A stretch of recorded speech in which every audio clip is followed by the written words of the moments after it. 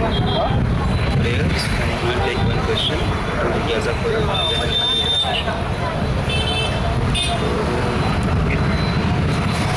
सभी प्रार्थना सुन करेंगे। ओम ज्ञानतिमिरान्धकाराय चक्षुरुन्मीलितं येन तस्मै श्री गुरुवे नमः। ओम विष्णुपादाय कृष्णाय भूतले श्रीमते भक्तिवेदान्त नामिने नमस्ते सारस्वती निर्विशेषशून्यवादिनि पाश्चात्यदेशतारिणि जय श्री प्रभु नित्यानंद श्री अद्वैत गदाधर शिवासादि गौरवंतवृंद हरे हरे कृष्ण कृष्ण हरे हरे हरे राम राम राम हरे हरे। तो पहले हम सवाल लेंगे आज गार्गी माता जी का। गार्गी माता जी है मीटिंग में? नहीं है। गार्गी जाता माता जी नहीं है। गार्गी जाता माता जी या तो निशा माता जी? हरे कृष्ण प्रभु जी, गार्गी नहीं है। तो क्या करें फिर हम? उनका आंसर ले, क्वेश्चन ले या ना ले? हाँ ले लीजिए, नो प्रॉब्लम, मैं बता दूंगी। ओके ठीक है। और देखते हैं, और जो लोग हैं उनमें से किसी का देखते हैं अगर हो पाया तो। तो वैष्णवी माता जी इज देयर? ओके, वैष्णवी माता जी व्हाट इज देयर? हार्ट का रिएक्शन दिया उन्होंने। ठीक है, तो सवाल है कि हरे कृष्ण प्रभु जी प्रणाम। आई हैव संशयात्मक बुद्धि, संशयात्मिका बुद्धि। Sometimes I doubt a lot. How to remove this? Krishna says, by samshayatmika buddhi, one may not get God consciousness and happiness neither in this world nor in next. How should we not be in the extremes of having samshayatmika buddhi and other extreme of andhashraddha?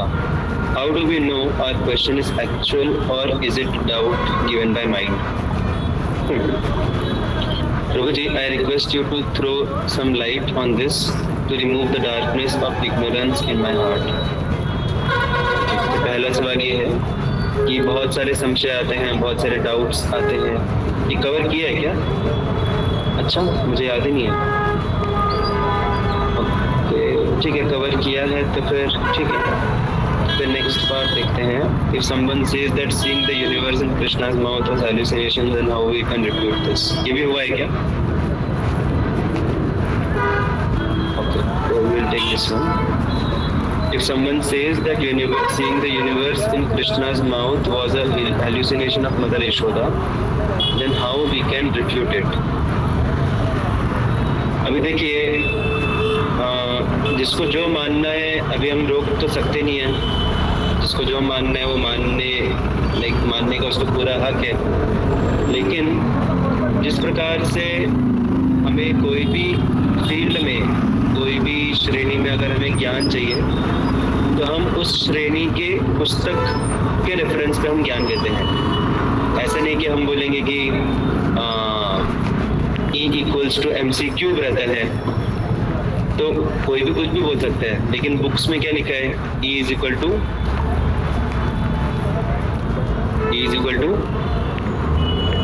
पता है कि नहीं पता किसी को? MC square. हाँ, MC square, right. तो ऐसे हम कोई भी केमिस्ट्री का अगर 2-3 लोगों में मतभेद चल रहा है कि जो वाटर रहता है वो H2 प्लस ओजोन मिला के बनता है वाटर। कोई बोलता है कि मतलब अलग अलग लोग अलग अलग चीज़ें बोलते हैं। तो अल्टीमेट आंसर कैसे पता चलेगा हमें? वो बुक से पता चलेगा, बुक को रेफर करेंगे। तो वैसे ही लोगों के अलग अलग मत हो सकते हैं।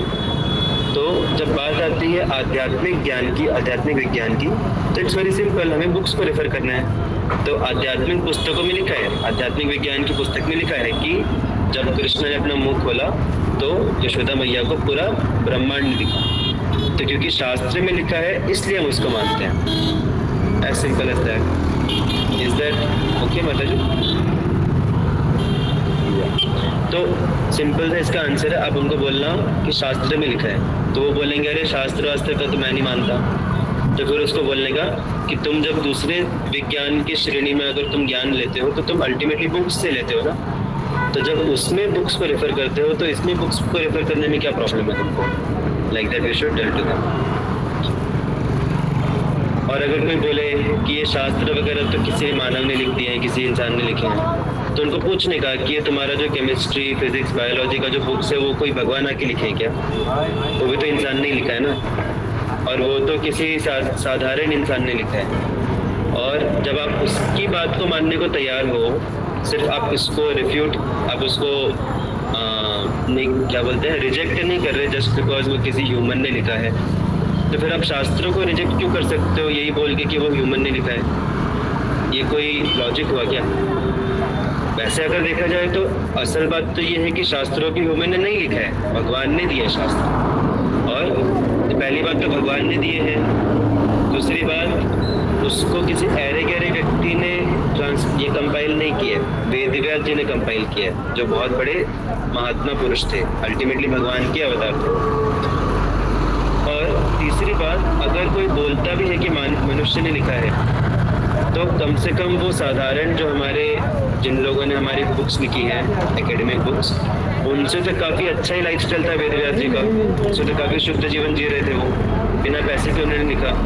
अभी ये लोग जो बुक्स लिखते होते पैसा कमाने के लिए लिखते हैं। तो जब हम इनके ऊपर इतना अंधश्रद्धा रख सकते हैं तो हम शास्त्रों पे क्यों नहीं रख सकते? इवन अब अगर हम बोलते हैं कि ह्यूमंस ने लिखा है तो, बट अल्टीमेट पॉइंट इज कि ह्यूमंस ने नहीं लिखा, उसको भगवान ने दिया शास्त्र। Fine, so will go ahead to our book reading of Krishna. तो आज हम नया अध्याय शुरू करेंगे।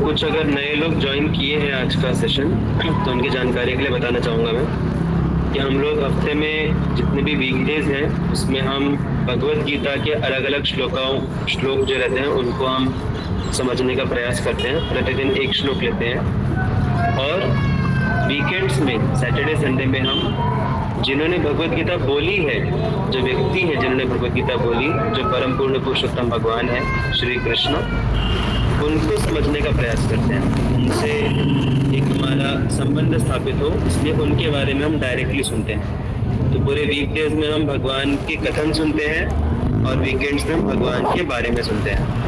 और हम कैसे समझे कि कृष्ण भगवान है? आप में से कौन कौन भगवत गीता को एक्सेप्ट करता है कि Bhagavad Gita authentic source of knowledge है? बाय द वे मैं बताना चाहूँगा कि हमारी ये क्लास बहुत ही इंटरैक्टिव रहती है, तो जितना ज़्यादा आप लोग रिएक्ट करेंगे, जितना ज़्यादा आप लोग इंटरैक्ट करेंगे, उतना अच्छे से डिस्कशन आगे बढ़ेगा। तो हमें ऐसा बुझा डिस्कशन नहीं चाहिए, हमको इंटरैक्टिव, एक्टिव चाहिए पूरा। तो जो नए लोग हैं उनको भी रिएक्ट करना आता है, राइट? गूगल मीट पे किस किस को रिएक्ट करना आता है? किस किस को गूगल मीट पे रिएक्ट करना आता है थम्स अप कीजिए, और किस किस को गूगल मीट पे रिएक्ट करना नहीं आता थम्स डाउन दीजिए।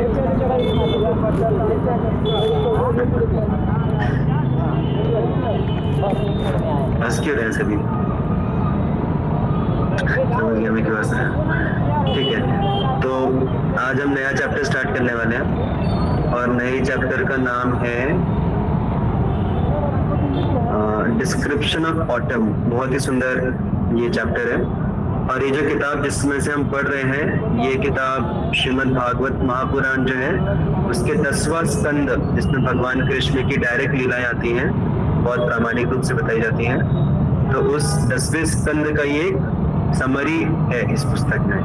ठीक है, तो बहुत सुंदर अभी डिस्क्रिप्शन आने वाला है हमें वृंदावन का। इसको अगर हम ध्यान से तल्लीन होकर सुनेंगे तो हमें ऐसा एक्सपीरियंस होगा कि हम खुद ही वृंदावन में हैं इस डिस्क्रिप्शन को सुन के। तो मैं रिक्वेस्ट करना चाहूँगा आप में से कोई हैंड रेस करें जो कि पढ़ने में सक्षम है। I think you were waiting prompt. Okay, तो विवेक प्रभु जी पहले पढ़ेंगे, पढ़िए एक paragraph. Hare Krishna, chapter 20, description of Padma. The killing of Pralambasura and the devouring of the devastating forest fire by Krishna and Balrama became household topics in Vrindavana. The cowherd men described these wonderful activities to their wives and to everyone else, and all were struck with wonder. They concluded that Krishna and Balrama were demigods who had kindly come to Vrindavana to become their children. In this way, the rainy season in India, after the scorching heat of the summer, the rainy season is very welcome. The clouds accumulating in the sky covering the sun and the moon become very pleasing to the people, and they expect rainfall at every moment after summer. The advent of the rainy season is considered to be life-giving source for everyone. The thunder and essential lighting are also pleasurable to the people. Hare Krishna. हरे कृष्णा। देखिए, इससे पता चलता है कि श्रीमद् भागवतम एक बहुत ही जीवित ग्रंथ है। कैसे पता चलता है, कोई बता सकता है?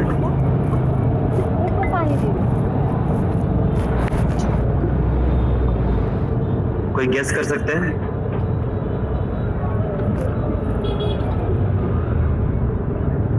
श्रीमद् भागवतम को पता चल गया कि हम ऐसे मौसम में पढ़ने वाले हैं, इसीलिए एग्जैक्टली यही चैप्टर आया।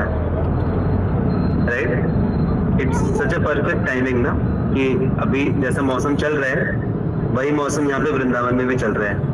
तो we are very much in sync with the mood of Shrimad Bhagavatam. और ऐसा आप लोगों को ना, आप लोग जब पर्सनली भी रीड करेंगे, ये मैं मजाक नहीं कर रहा, इट्स अ रियलिटी।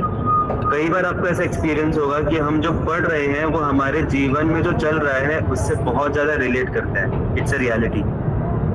तो एक्चुअल में रियलिटी है कि शास्त्र जो है वो कोई मृत पुस्तकें नहीं है। हम जो लोग अपने एकेडमिक्स में पढ़ते हैं वो सब मृत पुस्तकें हैं, जीवंत नहीं है वो। लेकिन शास्त्र जो है वो जीवंत ग्रंथ है, वो भगवान से अभिन्न है। तो कई बार आपको आगे जाके भी एक्सपीरियंस आएगा। आप लोग मेरी बात याद रखना कि प्रभु जी ने ऐसा बोला था कि आप लोग जब पढ़ेंगे, कई बार आपको ऐसा एक्सपीरियंस होगा कि आपके जीवन में जो चल रहा है एग्जैक्टली वही चीज उस बुक में आ रही है, वही चीज आप पढ़ रहे हो। तो यहाँ पे भी उसका एक उदाहरण मिलता है हमको। A very beautiful description is given कि clouds accumulating in the sky, जैसे अभी हमें दिख रहा है, covering the sun and moon, becomes very pleasing to the people, and they expect rainfall at every moment. कभी भी बारिश हो सकती है, right? And after summer, the advent of rainy season. Hare Krishna, coordinator on Michael Sharma. Yeah. तो summers के बाद ये जो मॉनसून का जो सीजन आता है, जैसे अभी आया हुआ है, ये बहुत ही लाइफ गिविंग रहता है और बहुत ही अच्छा लगता है, सबको प्लेजरेबल फील होता है। किस किस को प्लेजरेबल फील हो रहा है अभी का मौसम? या that's what is mentioned here. तो ऑटम का सीजन है अभी। Okay, so then now I would request Nisha Mata ji to kindly read one paragraph. Hare Krishna. The symptoms of the rainy season may be compared to the symptoms of the living entities who are covered by the three modes of material nature. The unlimited sky is like the supreme Brahma, and the tiny living entities are like the covered sky. The Brahma covered by the three modes of material nature. Originally, everyone is part of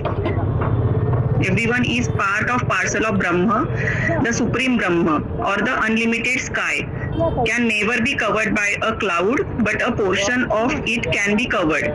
As stated in the Bhagavad Gita, the living entities are part and parcel of the supreme personality of Godhead, but they are only an significant portion of the supreme Lord. This portion is covered by the modes of material nature. and therefore the living entities are residing within this material world. The Brahma Jyotir spiritual effulgence is just like the sunshine. As the sunshine is full of molecular shining particles, so the Brahma Jyotir is full of minute portions of the Supreme Personality of Godhead. Out of that unlimited expansion of minute portion of the Supreme Lord, some are covered by the influence of material nature, whereas others are free. Hare Krishna. Hare Krishna. Thank you माता जी। यहाँ पे तुलना की गई है कि जो भगवान है, भगवान को क्या बोला गया है यहाँ पे? सुप्रीम ब्रह्मन, तो जिसको हम हिंदी में संस्कृत में बोल सकते हैं पर ब्रह्मन। तो दो प्रकार के ब्रह्मन होते हैं, एक रहता है पर ब्रह्मन और एक रहता है ब्रह्मन। तो यहाँ पे ब्रह्मन मतलब ब्राह्मण नहीं है, ब्राह्मण अलग होता है, ब्रह्मन अलग होता है। जिस प्रकार से हमारा जो आधुनिक विज्ञान है वो मानता है कि पूरी दुनिया जो है, ये पूरा जो भौतिक संसार है वो किससे बना हुआ है?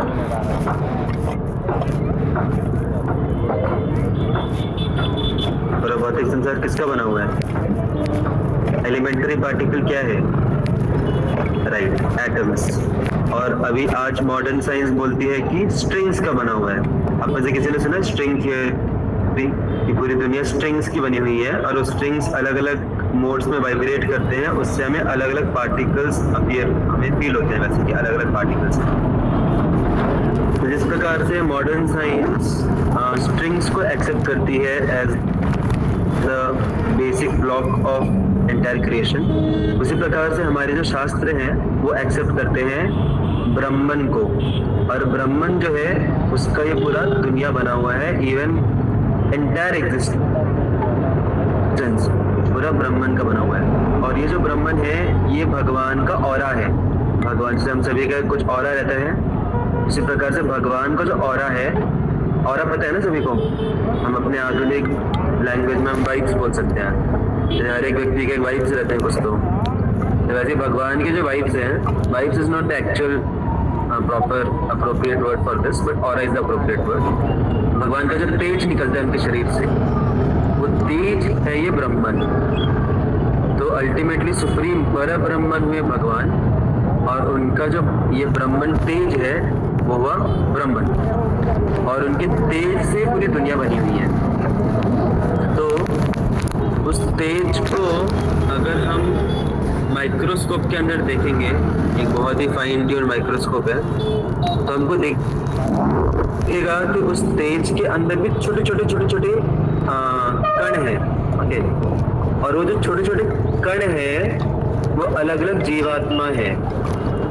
तो असल में हम सभी जो है वो भगवान की जो ऑरा है उसके छोटे छोटे कण हैं, समझ रहे?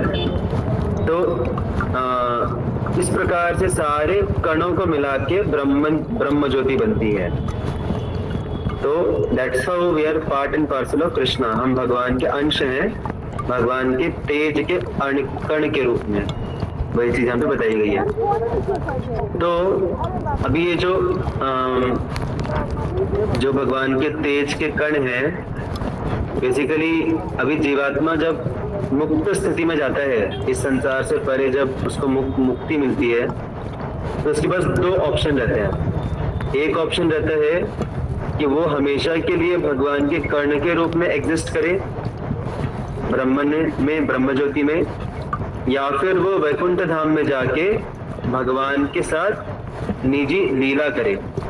ओके, तो भगवान के अगर वैकुंठ चले जाता है वो जीवात्मा, तो वहां पे एक पॉजिटिव लाइफ रहती है उसकी, पॉजिटिव भगवान के साथ आदान प्रदान रहता है उसका।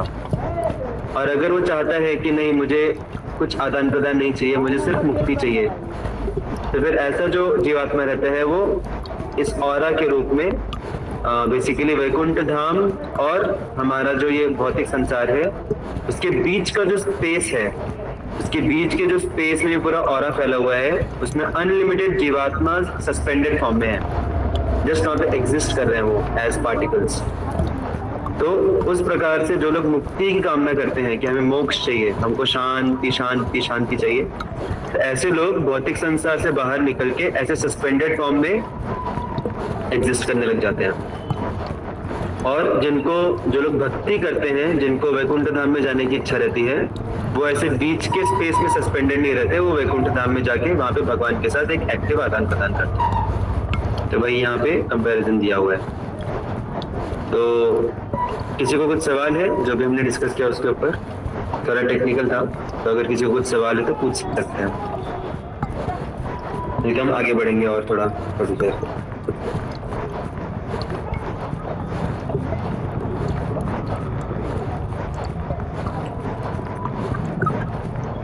ओके, तो नाउ विल रीड अहेड। और अब जिसमें से तेजस प्रभु पढ़ेंगे अभी, तो तेजस प्रभु पढ़िए। Hare Krishna. Clouds are accumulated water drawn from the land by the sunshine.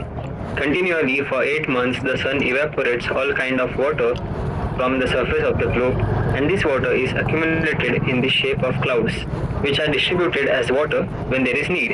Similarly, the government exacts various taxes from the citizens, such as income tax and sales tax, which the citizens are able to pay by their different material activities, agriculture, trade, industry, and so on. This taxation is compared to the sun's drawing water from the earth. When there is again need of water on the surface of the globe, the same sunshine converts the water into clouds and distributes it all over the globe. Similarly, the taxes collected by the government must be distributed to the people again as educational work, public work, sanitation work, etc.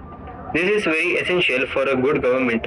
The government should not simply exact taxes or useless squandering. The tax collection should be utilized for the public welfare of state. Hare Krishna. हरे कृष्णा। तो यहाँ पे प्रभुपाद थोड़ा सा एक practical lesson भी दे रहे हैं एक सामाजिक स्तर पे, कि जो सरकार है उसको सिर्फ टैक्स कलेक्ट करके वेस्ट करने में इंटरेस्ट नहीं होना चाहिए, उसको समाज के लिए इस्तेमाल करना चाहिए। तो ये प्रभुपाद क्यों लिख रहे हैं? क्योंकि उस समय, मतलब प्रभुपाद का हमें कॉन्टेक्स्ट समझना चाहिए। उस समय पे क्या हो रहा था कि अमेरिका में ये बहुत चल रहा था, स्पेस ट्रैवल के बारे में बहुत ज्यादा चल रहा था कि मून लैंडिंग करना है, ये सब मून लैंडिंग के टाइम की बात है। और मतलब स्पेस में जाने का बहुत ज्यादा वो चल रहा था, क्रेज चल रहा था। और उसके लिए गवर्नमेंट जो है, सरकार जो है, वो लोगों के द्वारा जो ये टैक्सेस दिए जा रहे थे उसका बहुत भरपूर इस्तेमाल कर रही थी और गोइंग टू स्पेस। तो उसी चीज को यहाँ पे प्रभुपाद कंडेम कर रहे हैं कि तुम अपने मनमाने ढंग से उसको इस्तेमाल कर रहे हो। तुम ये नहीं देख रहे कि वो लोगों का मेहनत की कमाई है, वो टैक्स है, उसको तुम्हें लोगों के वेलफेयर में यूज करना चाहिए। तो प्रभुपाद का बेसिकली ये थोड़ा सा कॉन्टेक्स्ट है इस डिस्कशन के पीछे। लेकिन हमें एक चीज समझना बहुत जरूरी है कि जैसे पिछले वाले पैराग्राफ में बताया गया था कि भगवान जो है, परम सत्य जो है, परब्रह्मन जो है, वो एक विशाल आकाश की तरह है। जैसे आकाश जो रहता है, आकाश की कोई सीमा होती है क्या? नहीं, आकाश असीमित रहता है। तो कभी कभी वो जो असीमित आकाश है उसका उसके कुछ अंश जो है उसको क्लाउड्स, या फिर क्या बोलते हैं क्लाउड्स को, क्या बोलते हैं क्लाउड्स को? बादल। तो बादल जो रहता है कभी कभी पूरे आकाश के कुछ पार्ट्स को कवर कर देता है, लेकिन क्या बादल पूरे आकाश को कवर कर सकता है? नहीं कर सकता। तो ये बादल किसकी तुलना की जा रही है? बादल से माया शक्ति की तुलना की जा रही है, इल्यूजन की तुलना की जा रही है। तो जो इल्यूजन है, माया शक्ति जो है, ब्रह्म जो है, वो पूरे आकाश को कवर नहीं कर सकता। तो वो भगवान के ऊपर कभी माया एक्ट नहीं कर सकती। कुछ लोगों को लगता है कि भगवान भी कभी कभी माया में आता है। भगवान हमेशा माया से परे है, माया भगवान की शक्ति है। लेकिन हम भगवान के जो अंश हैं, जैसे बादल पूरे आकाश को कवर नहीं कर सकता, लेकिन आकाश के कुछ अंश को कवर कर सकता है। उसी प्रकार से माया जो है वो हमें कवर कर सकती है, नहीं, हमको कवर करके रखे हो आराम से, और हम माया के अंडर हैं, लेकिन भगवान कभी माया के अंडर नहीं आ सकते। That's what is being described here basically. So next, Darshana Mataji can read ahead. 2 paragraph पढ़ सकते हैं, छोटे छोटे ही हैं.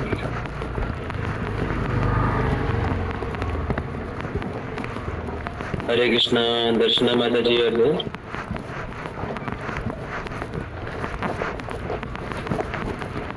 I think she has some technical issue. Hare Krishna. हाँ, yes माताजी. दर्शना माताजी पढ़िए. During the rainy season, there are strong winds blustering all over the country and carrying clouds from one place to another to distribute life-giving water to the needy living entities. Water is urgently needed after the summer season, and thus the clouds are just like a rich man who, in times of need, distributes his money even to the point of exhausting his whole treasury. So the clouds exhaust themselves by distributing water all over the surface of the globe. When Maharaja Dashratha, the father of Lord Ramchandra, used to fight with his enemies, it was said that he approached them just like a farmer uprooting unnecessary plants and trees.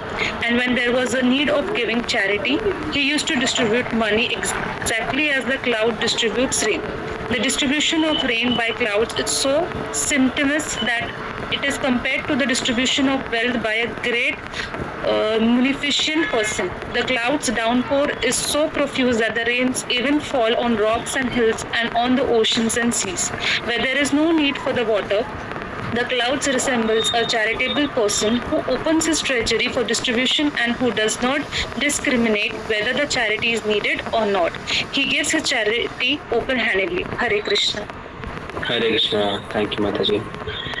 तो यहाँ पे जो बादल हैं उनकी तुलना की गई है एक धनी व्यक्ति से, जो कि बहुत ज़्यादा दानी है. दानी धनी व्यक्ति से की जा रही है. और जो धनी व्यक्ति रहता है वो डिस्क्रिमिनेट नहीं करता, वो सभी को धन देता है, सभी को हेल्प करता है. तो एक्चुअल में जो दानी व्यक्ति रहता है वो कभी डिस्क्रिमिनेट नहीं करता. डिस्क्रिमिनेट मतलब भेदभाव नहीं करता वो, कि ये मेरा मित्र है, ये मेरे गांव का है इसलिए इसको मैं दान दूंगा, ये दूसरे गांव का इसको नहीं दूंगा. तो क्या हमें कभी भी, जैसे आप सबकी अगर बात की जाती है, तो क्या आपको कभी दानी होने में भेदभाव करना चाहिए कि नहीं करना चाहिए दान देने में? अच्छा, तो अगर कोई व्यक्ति आपके पास आता है और आपके दान को अगर वो गलत प्रकार से इस्तेमाल करता है, आपने उसको दान दिया लेकिन उसको इस्तेमाल करके उसने खर्रा या ये सब दारू वारू ये सब खरीदा, तो क्या आप भेदभाव नहीं करेंगे दान देने में? हम सब मतलब करेंगे कि नहीं करेंगे ना भेदभाव? तो भेदभाव करना चाहिए कि नहीं करना चाहिए दान देते समय?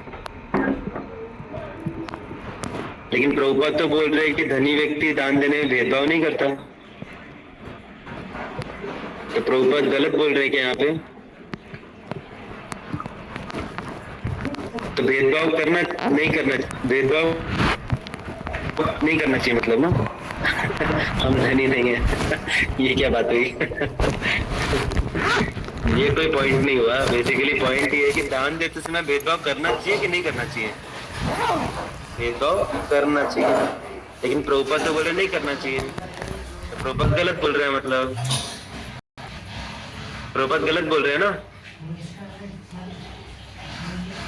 हाँ, तो वैष्णवी दिवसी माता जी ने एकदम परफेक्ट आंसर दिया.